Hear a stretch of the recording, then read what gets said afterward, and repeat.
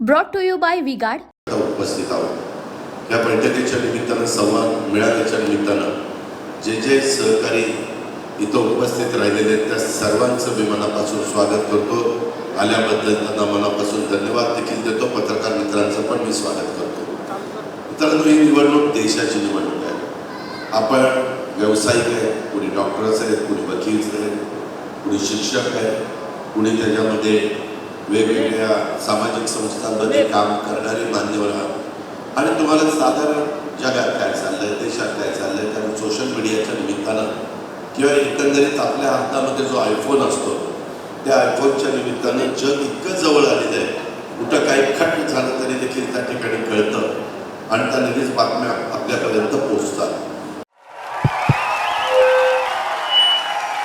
उनका बैकअप सिर्फ कल तक और हमारा चांद तक. हमारा नेता कैसा हो जो नॉन स्टॉप बैकअप दे वैसा हो. अब की बात वी गॉट इन्वर्टर बैटरी का चमत्कार.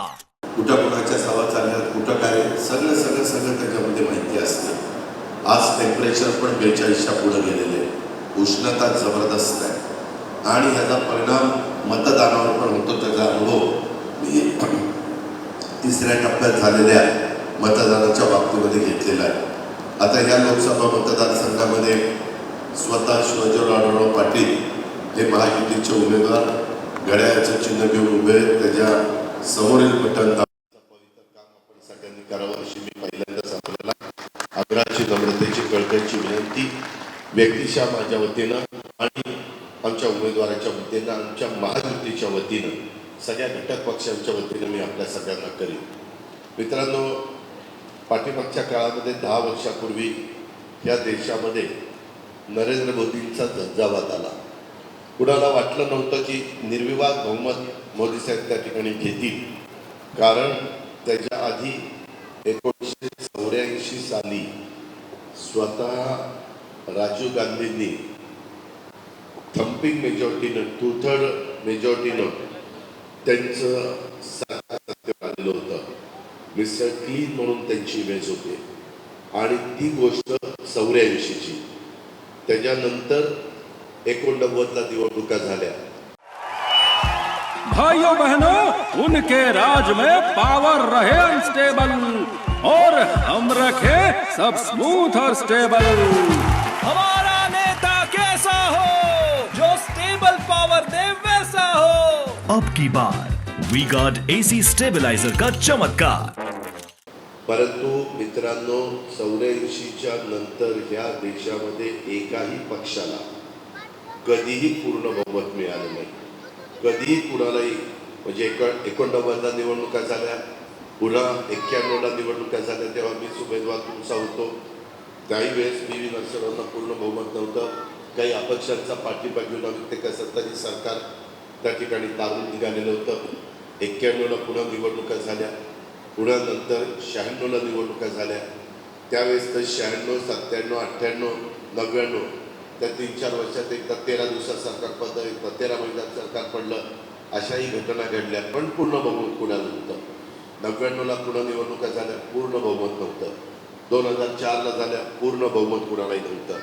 2009, 2014ला मात्र मोदी साहेबांना थम्पिंग मेजॉरिटीनं सरकार त्या ठिकाणी आलं. आणि गेल्या 10 वर्षामध्ये आपण सगळ्यांना माहिती आहे की एकदा स्थिर सरकार आलं, पूर्ण बहुमताचं सरकार आलं की प्रशासन पण गतीनं चालतं. कारण प्रशासनामध्ये काम करणाऱ्या IAS, IPS सगळ्या घटकाला माहिती असतं की आता हे 5 वर्षाच्या करता आलेले आहेत. आपल्याला रिझल्ट द्यावे लागतील, आपल्याला काम करावं लागेल. आणि तशा पद्धतीनं गेले 10 वर्षाच्या मध्ये आपल्या भारतामध्ये काम चाललेलं आहे. तुम्ही बघा, मागच्या काळामध्ये आम्ही पण सरकारमध्ये असायचो, परंतु त्या काळामध्ये पाठिंबा देणाऱ्या सरकारमध्ये असायचो. त्या काळामध्ये नॅशनल हायवेची इतकी मोठी कामं तुम्हाला कधी बघायला मिळाली नाही. त्या काळामध्ये इंटरनॅशनल दर्जाची विमानतळ तुम्हाला कधी झालेली पाहायला मिळाली नाही.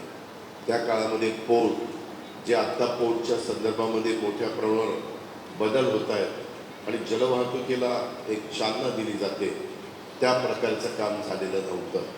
लोकल मेट्रोच्या बद्दल आता ज्या प्रकारे गती अनेक शहरात भारतामध्ये झालेली आहे, ती गती तेवढी आपल्याला त्या काळामध्ये पाहायला मिळाली नाही.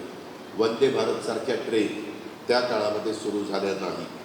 त्याच्यामधनं फ्लायओव्हर असतील, रिंग रोड असतील किंवा वेगवेगळ्या पद्धतीनं त्याच्या संदर्भामध्ये ROB असतील, RO bridge, RU railway underpass ते असतील, असे अनेक प्रकारची उदाहरणं तुम्हाला देता येतील की त्याच्यामध्ये अशा प्रकारची एवढे आमूलाग्र बदल झालेले आपण त्या ठिकाणी पाहिलेले नव्हते.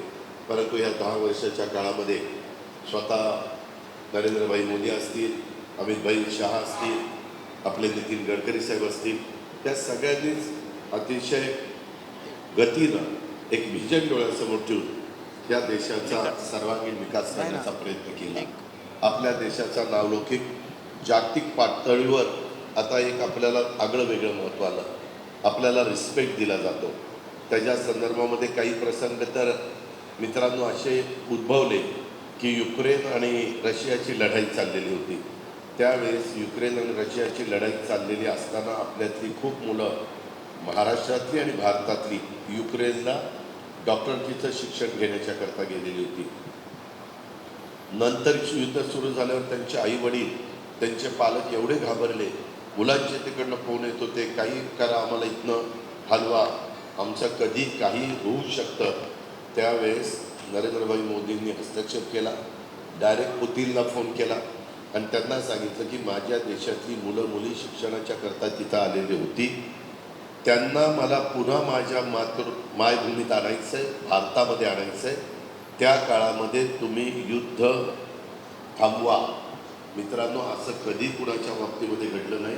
पुतीननी त्या काळामध्ये आपली विमानं लँड होताना आणि आपली विमानं टेक ऑफ होताना युद्ध थांबवलेलं होतं आणि सगळी मुलं मुली सुरक्षित भारतामध्ये, महाराष्ट्रामध्ये आपापल्या गावी आपापल्या आई वडिलांच्याकडे आली. हे काम फक्त एक मजबूत नेताच करू शकतो, ज्यांचे संबंध सर्व दूरपर्यंत जगातल्या वेगवेगळ्या देशांची डेव्हलप होतात, तेच ते त्या ठिकाणी करू शकतात. परंतु अशा प्रकारचे कितीतरी उदाहरणं मी तुम्हाला सांगू. मित्रांनो, एकंदरीतच तुमच्यातले काही व्यापारी बंधू पण आहेत, भगिनी पण आहेत. व्यापार करत असताना देखील कुठल्याही ठिकाणी स्थिरता लागते, तर व्यापार चांगल्या पद्धतीनं होतो. ह्या काळामध्ये काही काही बाबतीत पूर्वी आमचं UPAचं सरकार असतानाच ठरलेलं होतं वन टॅक्स वन नेशन. पूर्वी आपली होती जकात, त्याच्यानंतरच्या काळामध्ये LBT आलं, त्याच्यामध्ये बाकीच्या गोष्टी आल्या आणि व्हॅट आलं आणि त्याच्यानंतरच्या काळामध्ये GST आलं. GSTच्या बद्दल व्यापारी वर्गात थोडीशी नाराजी आहे, त्याच्याबद्दल दुमत असण्याचं काही कारण नाही. पण माझं तुम्हाला सांगणं आहे की ह्याच्यातल्या काही गोष्टी, मी आपल्या महाराष्ट्राच्या वतीनं GST काउन्सिलचा मेंबर आहे. प्रत्येक राज्यातला अर्थमंत्री GST काउन्सिलचा मेंबर असतो आणि देशाचे अर्थमंत्री त्याचे प्रमुख असतात, म्हणजे निर्मला सीतारामन ह्या तिथल्या प्रमुख असतात आणि आमच्या मिटिंग होत असतात आणि त्याच्यातनं बाबा कुठला टॅक्स जास्त आहे, कुठला टॅक्स कमी केला पाहिजे, कुठल्यामध्ये कुठल्या राज्यांचं काय काय मत आहे, आणि मग सगळ्या राज्यांचे प्रतिनिधी येतात, आम्ही चर्चा करतो आणि बहुमताने त्याच्याबद्दलचा निर्णय घेतला जातो. अशा पद्धतीनं त्या GSTच्या संदर्भातलं आहे. आणि त्याच्यातनं ज्या काही गोष्टी, आता महाराष्ट्राचा मी अर्थमंत्री असल्यामुळं 2 GST, एक SGST आहे, तो स्टेटचा आहे, एक CGST आहे, तो सेंट्रलचा आहे. त्याच्यामुळं एकंदरीतच त्याचं उत्पन्न पण बऱ्यापैकी वाढलेलं आहे. त्याच्यातनं महाराष्ट्राला पण चांगल्या प्रकारची मदत होती, कारण 50% जो जमा होतो त्यातल्या 50% त्या राज्याला राहतो हा हिस्सा आणि बाकीचा केंद्राला त्या ठिकाणी जातो. अशा पद्धतीनं एकंदरीत कारभार चाललेला आहे. मित्रांनो, एकंदरीतच इथली बाजारपेठ एकेकाळी फार महत्त्वाची बाजारपेठ म्हणून घोड नदीकडे पाहिलं जात होतं, शिरूर शहराच्याकडे पाहिलं जात होतं. आता बाकीची पण शहरं, बाकीची पण गावं, त्यांनी पण आपापल्या परीनं डेव्हलपमेंट केलेली आहे आणि आता स्पर्धा मोठ्या प्रमाणात झालेली आहे.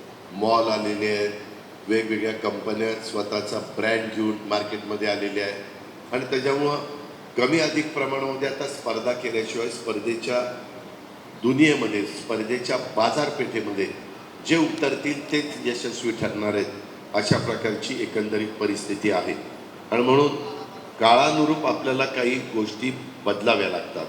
काळानुरूप व्यवसाय करत असताना पण काही व्यवसाय आउटडेटेड होतात किंवा लोकांना त्या व्यवसायामध्ये काही ग्राहकच राहत नाही, त्यावेळेस त्यांनी पण ते व्यवसाय बदलले पाहिजेत, या विचाराचा, या मताचा मी इथं तुमच्या सगळ्यांच्या समोर उभा आहे.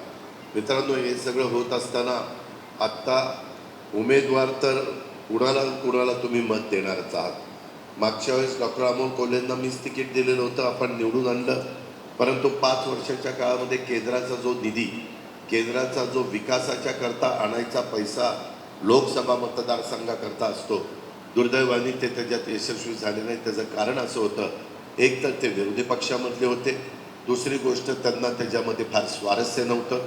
कारण 1-2 वर्षातच त्यांनी 2.5-3 वर्ष झाली की मला सांगायला सुरुवात केली, दादा मी सेलिब्रिटी आहे, मी अभिनेता आहे, मी कलाकार आहे, मी मालिका त्या ठिकाणी करत असतो, माझ्या मालिकेचं शूटिंग असतं, दादा मी चित्रपटात काम करतो, ॲक्टर म्हणून मला काम करावं लागतं, त्याच्यावर त्यालाही मला वेळ देता येत नाही.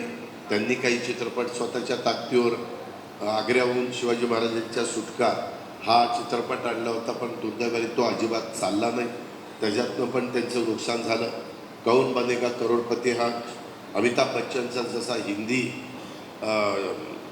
कार्यक्रम असतो हिंदी भाषेतला, तसा कौन बनेगा करोडपती मराठी भाषेतला कार्यक्रम आपल्या महाराष्ट्राच्या करता आणायचं चाललेलं होतं त्या चॅनलचं. परंतु त्यांना ज्यावेळेस कळलं की हे विरोधी पक्षाचे खासदार आहेत, त्यावेळेस त्यांनी सांगितलं ठीक आहे, आम्हाला तुम्ही अँकर म्हणून नको आहे, आम्ही दुसऱ्यांचा विचार करतो. त्याच्यातनं पण ते दुखावले. एकंदरीतच हा मतदारसंघ खूप मोठा आहे. तिकडं पार जुन्नर, खेड, आंबेगाव, शिरूर, त्याच्यानंतर शिरूर हवेली, त्याच्यानंतर भोसरी आणि हडपसर आणि भोसरी हे शहरी भागातले मतदारसंघ आहेत. 11 लाख त्या 2 शहरामध्येच 2 विधानसभा मतदारसंघात आहे.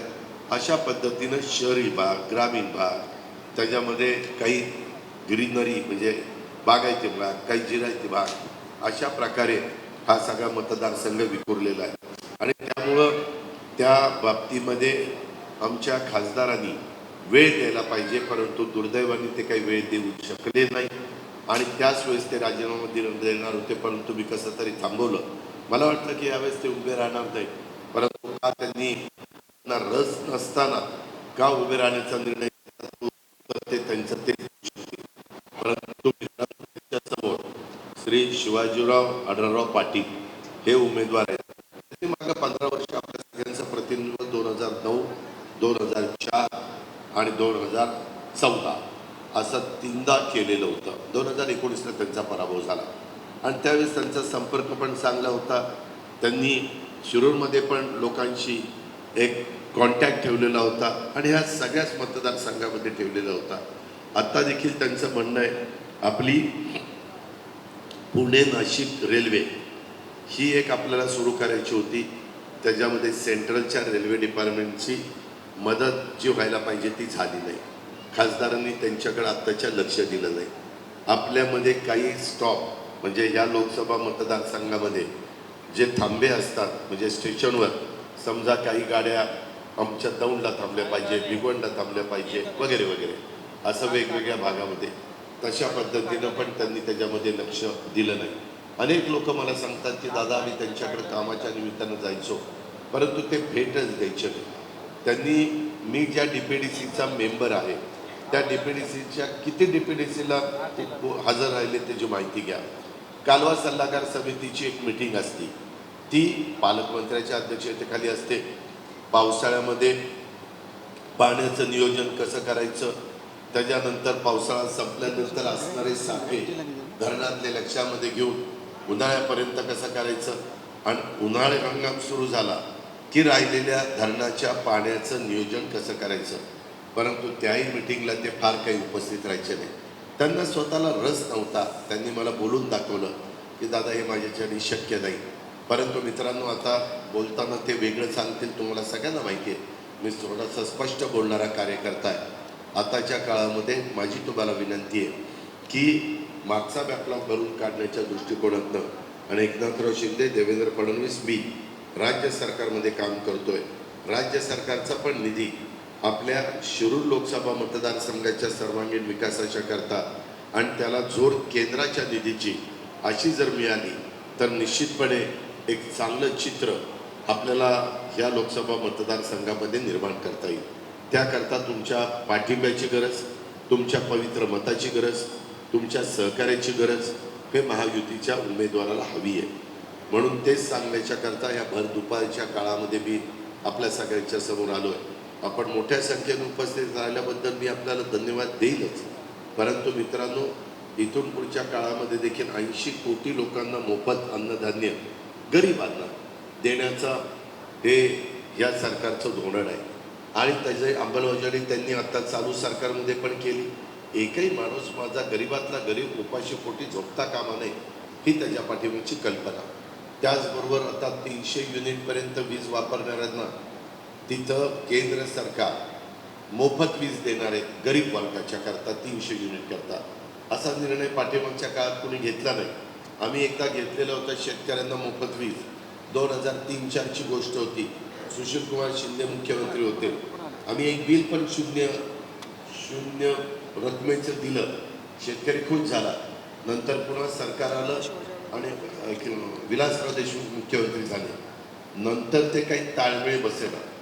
ऊर्जा खातं म्हटलं आम्हाला एवढे पैसे जर बजेटमधून तरतूद करून दिले तरच आम्ही ही योजना चालू ठेवू. ते काही तेवढे पैसे देण्याची राज्य सरकारची तयारी नव्हती. शेवटी ती योजना बंद करावी लागली.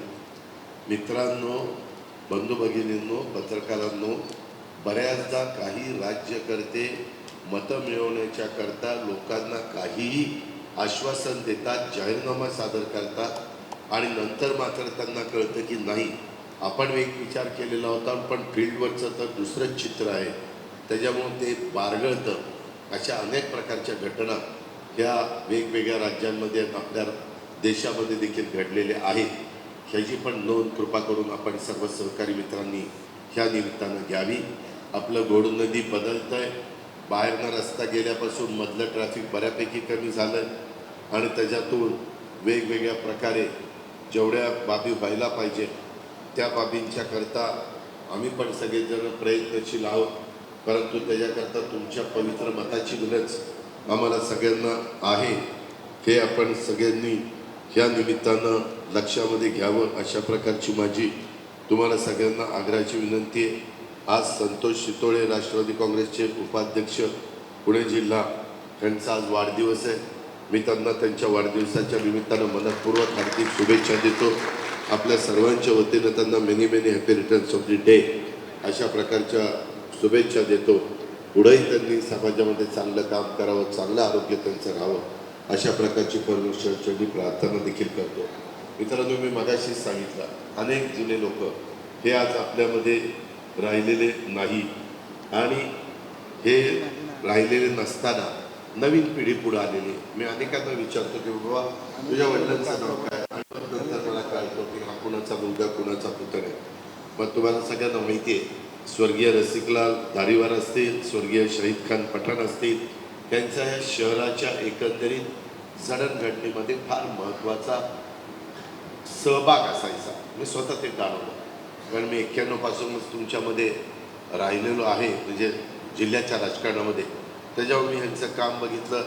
स्वर्गीय बापूसाहेब टिपे असतील, स्वर्गीय किसनभाऊ भुजबळ असतील, स्वर्गीय अंधू महाराज असतील, स्वर्गीय त्याच्या संदर्भातले अनेक मान्यवरांची नावं त्या ठिकाणी घेता येतील की जे आज आपल्यात नाही आहेत, परंतु त्यांनी त्या काळामध्ये ह्या शहराच्या किंवा या जिल्ह्याच्या विकासाच्या करता खूप काही प्रयत्न केले, खूप काही त्याच्यामध्ये काम करण्याचा प्रयत्न केलेला आहे. हे आपल्यालाही सगळ्यांना माहिती आहे. त्यांना मी अभिवादन करतो. त्यांना मी त्या ठिकाणी भावपूर्ण श्रद्धांजली देखील अर्पण करतो. पण मित्रांनो, अजून बऱ्याचशा गोष्टी आपल्याला अनेक शहरांच्या करता करायच्या. काही शहरामध्ये पिण्याच्या पाण्याच्या समस्या आहेत, काही शहरामध्ये कचऱ्याची विल्हेवाट लावण्याच्या करता समस्या आहेत, काही शहरामध्ये साधारण आपल्याला जर तुम्ही पाहिलं तर त्यामध्ये वेगवेगळ्या पद्धतीची डेव्हलपमेंट करण्याच्या बद्दलच्या गोष्टी आहेत आणि त्याच्याकरता एकट्या राज्याचा पैसा कमी पडतो. त्याच्यामुळे मला माहिती आहे की आपलं बजेट किती आहे आणि आपण वेगवेगळ्या शहरांना आणि वेगवेगळ्या महानगरपालिकांना आणि ग्रामपंचायतीला ग्रामीण भागाला किती पैसे देऊ शकतो. म्हणून मी सांगतो की केंद्राचा निधी मोठ्या प्रमाणात आणणं हे फार महत्त्वाचं असतं आणि त्याकरता केंद्राच्या विचाराचा खासदार निवडून गेला तर या गोष्टी होतात. माझ्या इथं पण बारामतीमध्ये 10 वर्ष विरोधी पक्षाचा खासदार आम्हीच लोक निवडून द्यायचो, परंतु केंद्राच्या रेल्वे विभाग किंवा बाकीचे वेगवेगळे विभागाचा निधी काही आम्हाला मिळायचा नाही. का तर आमचे खासदार सतत तिथं विरोधी पक्षाचा सदस्य या नात्याने भूमिका मांडायचे, वेगवेगळ्या प्रकारचे टीका टिप्पणी करायचे. मित्रांनो, मी पण विरोधी पक्ष नेता होतो. शेवटी आपल्याला आपल्या भागाचा विकास करायचा असेल तर कधीतरी 1-2 पावलं पुढं 1-2 पावलं मागं देखील यावं लागतं आणि त्याच्यातून सत्तेवर असणाऱ्या लोकांच्याकडनं आपला स्वतःचा विकास करून घ्यावा लागतो आणि तशा पद्धतीनं त्यांच्या मंजुऱ्या पण घ्याव्या लागतात. परंतु तशा प्रकारे होताना त्या ठिकाणी दिसलं नाही. त्यामध्ये खूप काही गोष्टी त्या संदर्भामध्ये, अरे थांबा रे बाबा, हे काय डिस्टर्ब करता रे, मी उगीच गप्प बसतो म्हणून काही चाललंय काय. त्याच्या संदर्भामध्ये माझं आपल्याला एकच सांगणं आहे, यात जे काही आता छोट्या छोट्या चिठ्ठ्या येत आहेत त्याच्याबद्दल आम्ही सगळेजण, मी आजच काय आलो परत काही येणार नाही अशातला भाग नाही. मी दर आठवड्याला पुण्यामध्ये असतो, सर्किट हाऊस किंवा काउन्सिल हॉलला घेऊन बसतो आणि लोकांचे प्रश्न तिथं सोडवत असतो. त्याच्यामुळं आत्ता जे काही बारक्या बारक्या चिठ्ठ्या येत आहेत त्यांनी तिथं येऊन पाठपुरावा करावा. इथल्या इथं काही मला चिठ्ठी पाठवायच्या भानगडीमध्ये पडू नये अशी नोंद देखील कार्यकर्त्यांनी संबंधितांनी या निमित्तानं घ्यावी. मित्रांनो, एकंदरीतच आज मला स्वर्गीय बाबूराव पाचरनेची पण आठवण आल्याशिवाय राहत नाही. त्यांनी पण या भागामध्ये सुरुवातीला आम्ही एकत्रच काम केलं. 91ला एक मार्केट कमिटीचा चेअरमन, वेगवेगळ्या पदांवर बाबूरावनी काम केलं आणि नंतर ह्या माझ्या विधानसभेचा आमदार म्हणून देखील त्यांनी काम केलेली कारकीर्द आपण सगळ्यांनी पाहिली. परंतु एक असा गंभीर आजार झाला की त्याच्यातनं आपण स्वर्गीय बाबूराव पाचोरण्यांना बाहेर काढू शकलो नाही किंवा ते त्या आजारातनं बाहेर पडू शकले नाही. उपचार डॉक्टरांनी केले, परंतु काही आजार असे असतात की तिथं डॉक्टरांचं काही चालत नाही, तुमचं आमचं काही चालत नाही आणि त्याच्यातनं अशा व्यक्ती आपल्याला सोडून जातात. त्यांनाही मी भावपूर्ण श्रद्धांजली या निमित्तानं वाहतो. अशा प्रकारची मी याबद्दलचं सुतोवाच करतो. मित्रांनो, इतर बाबतीमध्ये अनेक बाबी आहेत. म्हणजे तुम्ही बघा, सगळ्या महत्त्वाचे तुम्ही लोक आहात. मोदी साहेबांच्यावर गेल्या 10 वर्षामध्ये भ्रष्टाचाराचा कोणताही आरोप झाला नाही. डॉक्टर मनमोहन सिंगांच्या सारखी व्यक्तीवर पण 2G घोटाळा आणि कोलच्या बद्दलचा घोटाळा, खूप मोठे आरोप झाले. सुप्रीम कोर्टामध्ये मॅटर गेली. राजीव गांधींच्या बद्दल पण बोफोर्सचा खूप मोठा आरोप झाला. त्याच्यात त्यांची प्रतिमा मलिन करण्यात आली. त्याच्यातनं इतर पण वेगवेगळ्या पदांवर असणाऱ्या लोकांच्यावर त्या ठिकाणी आरोप झाले. पण मोदी साहेबांच्यावर आरोप झाला नाही, हे त्रिवार सत्य आहे. ते त्यांचं कामकाज व्यवस्थितपणे करण्याचा प्रयत्न करतात, त्यांची भूमिका स्पष्ट असते. आज विरोधक सगळे एकत्र कशा करता आले की आपण एकत्र आल्याशिवाय मोदी साहेबांचा पराभव करू शकत नाही, म्हणून विरोधक एकत्र आले.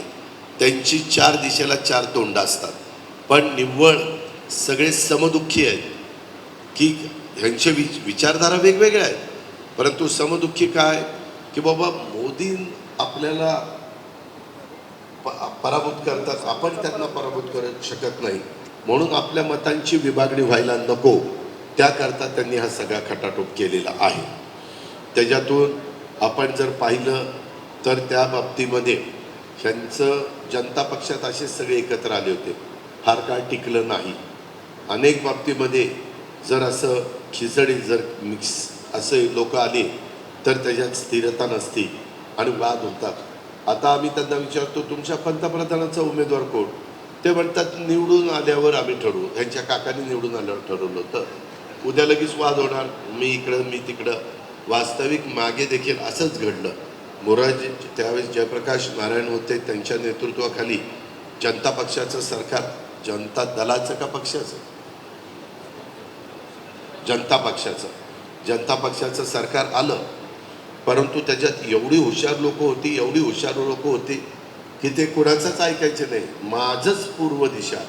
शेवटी संघटना चालवत असताना, राज्य चालवत असताना, देश चालवत असताना आमची भूमिका तिथं मांडतो, परंतु अंतिम निर्णय मुख्यमंत्री घेतात. मी माझी भूमिका मांडतो, देवेंद्रजी मांडतात, इतर आमच्या मंत्रिमंडळातले सहकारी मांडतात. परंतु हा गाडा जर व्यवस्थित पुढे न्यायचा असेल तर अंतिम निर्णय मुख्यमंत्र्याचा असतो. हे तसं राज्य स्तरावर असतं, तसं देश पातळीवर पण वेगवेगळे राजकीय भूमिका उठवणारे लोक आपले मत तिथं मांडू शकतात, परंतु अंतिम निर्णय शेवटी पंतप्रधानांनी घ्यायचा असतो. परंतु त्याच्याबद्दल काहीच सुतोवाची करताना दिसत नाही.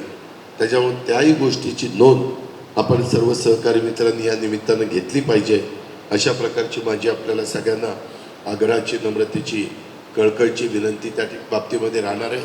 मित्रांनो, तुम्ही बघा, मी काल पण बघितलं, अचानकच साहेबांचं एक स्टेटमेंट आलं. मी नेहमी तुम्हाला सांगतो, आमचे पवार साहेब असं का स्टेटमेंट करतात की लोकांच्यामध्ये संभ्रमावस्थाच झाली पाहिजे, लोकांनी डोकं खाजवायला सुरुवात केली पाहिजे. आता ही कुठला नवीन डाव टाकला, आता सगळं निकाल अजून 4थ्या टप्प्याचा, 5व्या टप्प्याचा, 6व्या टप्प्याचा, 7व्या टप्प्याचा मतदान व्हायचंय. पहिला, दुसरा, तिसराच टप्पा झाला. 3ऱ्या टप्प्याचं मतदान झालं बारामतीचं. दुसऱ्या दिवशी मुलाखत देऊन टाकली. आम्ही काँग्रेसच्या बरोबर जाण्याची शक्यता आहे का, कसं, असं पेपरला मी वाचलं. आता काँग्रेसपासून बाजूला का गेले, तर काँग्रेसच्या प्रमुख ह्या परकीय स्त्री होती, सोनिया गांधी होत्या.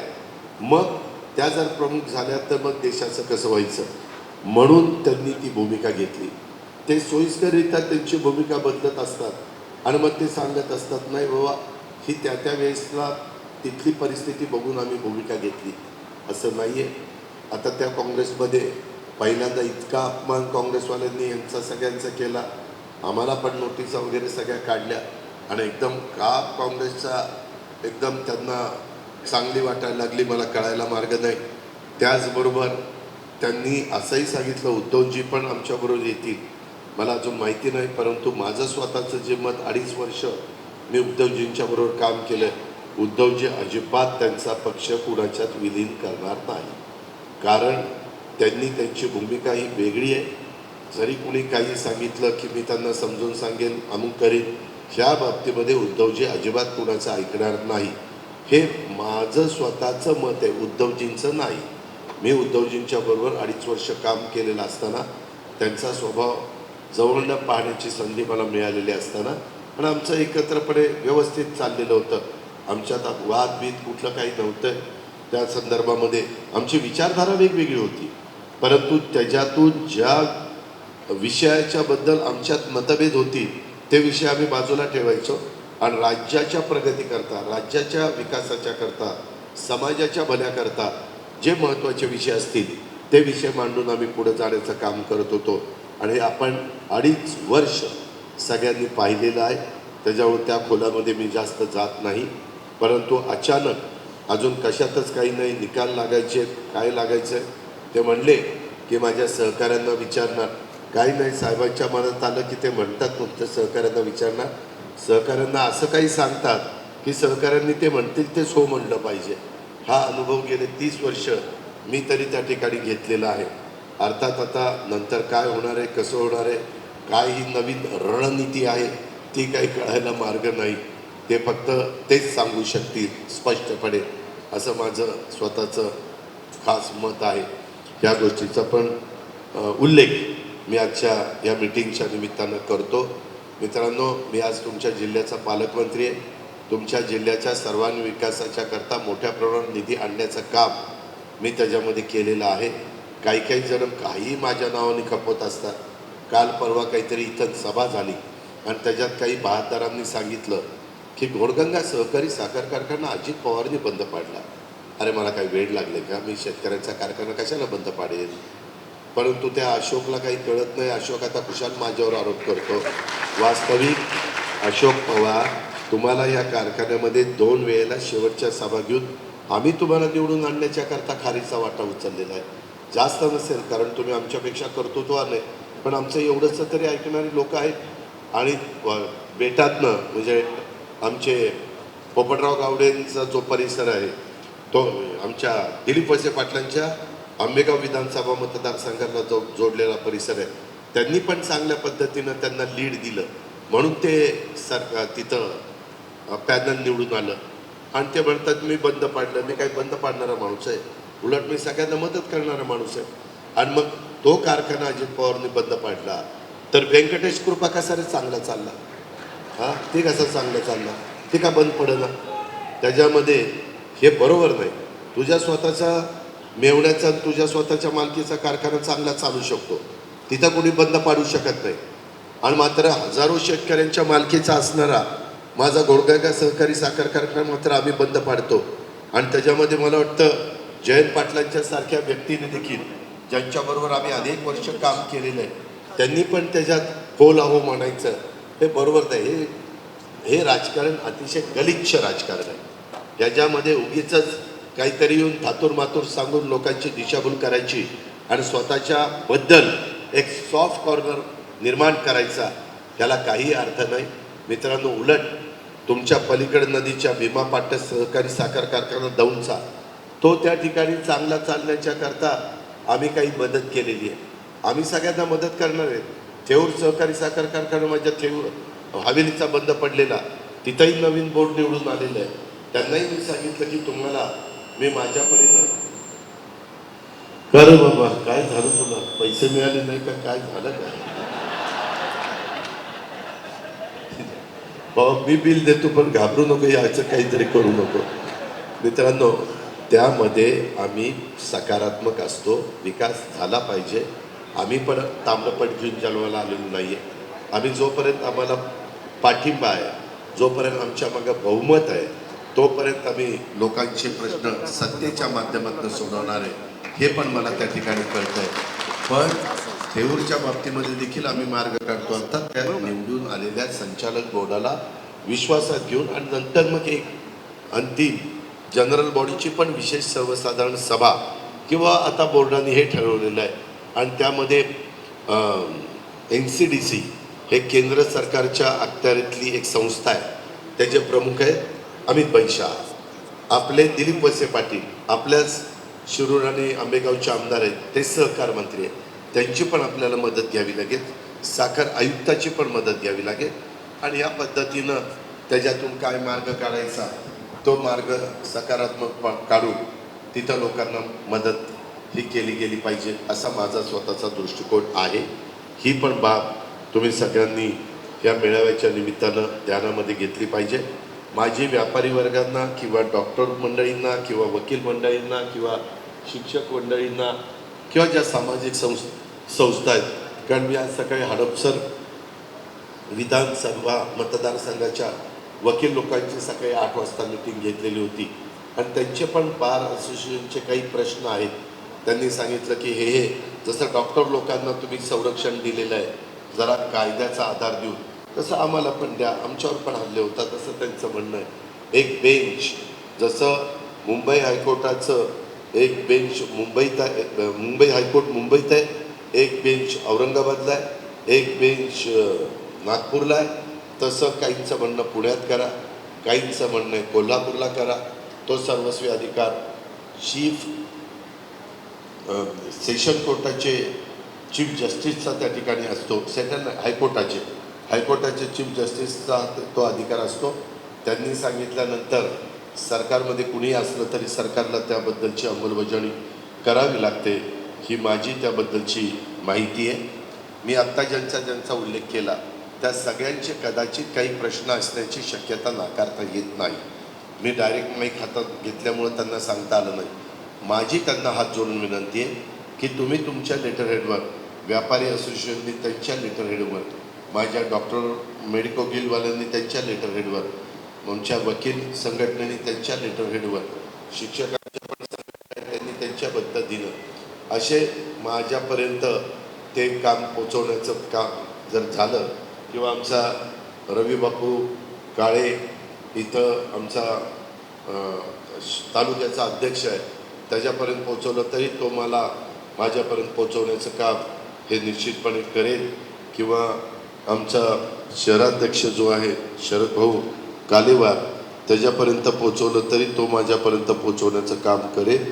आता इथं काही माजी नगरसेवक नगरसेविका पण आहेत. बऱ्याचदा ते लोकांच्या मुदती संपल्या 2017ला. तुमच्या कितीला संपल्या? 2022ला. 22ला आमच्यावरच तुमच्या संपल्या. परंतु त्या नवीन निवडणुका झाल्या नसल्यामुळं अजूनही ते 22ला मुदत संपली तरी मी नगरसेवक आहे. महिला म्हणते मी नगरसेविका आहे. अगं तू नगरसेविका नाही, तुझी 22लाच मुदत संपलेली आहे आणि मंडळींची यांची पुरुषांची पण संपलेली आहे. पण जिल्हा परिषदवाले दणकून सांगतात दादा ही जिल्हा परिषद सदस्य. अरे दादा नाही, होता आता नाही आहे. तालुका पंचायतीवाल्यांचाही तसं तो होता, तो आता माजी झालेला आहे. त्यामुळं तुम्हालाही उद्याच्याला भवितव्य आहे. त्या पद्धतीनं तुम्ही तुमचं काम करा. आम्हाला शेवटी सगळ्यांची गरज आहे. शेवटी बूथवर काम करणारा कार्यकर्ता देखील प्रत्येक पक्षाचा तितकाच महत्त्वाचा असतो. तो त्या पक्षाचा कणा असतो असं माझं स्वतःचं मत आहे. आणि त्या प्रकारे आमची तुम्हाला विनंती आहे की आम्ही जो उमेदवार तुम्हाला दिलेला महायुतीचा तो तुमच्या विकास कामाला जास्त मदतीला उपयोगी पडेल. तो केंद्राचा निधी जास्त मोठ्या प्रमाणात आणेल. कुणी काही भाकीतं वर्तवली तरी ह्या देशाची आत्ताची परिस्थिती बघितली किंवा सर्वे केला नागरिकांचा मतदारांचा की तुम्हाला कोण पंतप्रधान पाहिजे तर 65% लोक म्हणतात की आम्हाला नरेंद्रभाई मोदीच पंतप्रधान पाहिजे. अशा प्रकारचं सध्याचं चित्र आहे. त्यामुळं ते पंतप्रधान होणार त्याकरता त्यांच्या विचाराचे बारामती, माझं शिरूर, माझं पुणे आणि माझं मावळ हे 4 खासदार आपल्या जिल्ह्यातले निवडून गेले तर राज्यालाही निधी आणता येईल, आपल्या जिल्ह्यालाही मोठ्या प्रमाणावर निधी आणता येईल. बाकीच्याही भागातले खासदार निवडून आणण्याच्याकरता आमचे महायुतीचे सगळे घटक पक्ष आणि त्यांचे नेतेगट त्या बाबतीमध्ये प्रयत्न करतात. ह्याही गोष्टीची नोंद आपण घ्या अशी माझी आपल्याला सगळ्यांना आग्रहाची, नम्रतेची, कळकळीची विनंती आहे. भर दुपारची वेळ असताना देखील महायुतीचे कार्यकर्ते, अनेक घटक पक्षांचे, तसंच व्यापारी, तसंच डॉक्टर, तसंच वकील, तसंच शिक्षक आणि सामाजिक संस्था चालवणारे संस्था चालक हे आणि पत्रकार मित्र हे आजच्या पत्रकार त्यांच्या बातमी काढायला आले. परंतु तुम्ही बाकीचे जण माझ्या संवादाच्या निमित्तानं, संवाद मेळाव्याच्या निमित्तानं इथं उपस्थित राहिला त्याबद्दल आम्ही तुम्हाला निश्चितपणे विश्वास देतो की तुमचे अडीअडचणीचे प्रश्न हे सोडवण्याच्याकरता मी तुमच्या जिल्ह्याचा पालकमंत्री, राज्य सरकारचा एक घटक या नात्याने माझ्याकडनं पूर्णपणे तुम्हाला सहकार्य मिळेल याबद्दलची ग्वाही आणि खात्री मी आपल्या सर्व सहकाऱ्यांना देतो. आणि मला आता आळंदीला जायचं आहे. आळंदीला जाण्याकरता मी आपल्या सगळ्यांची परवानगी घेतो. जय हिंद, जय Maharashtra. Brought to you by V-Guard.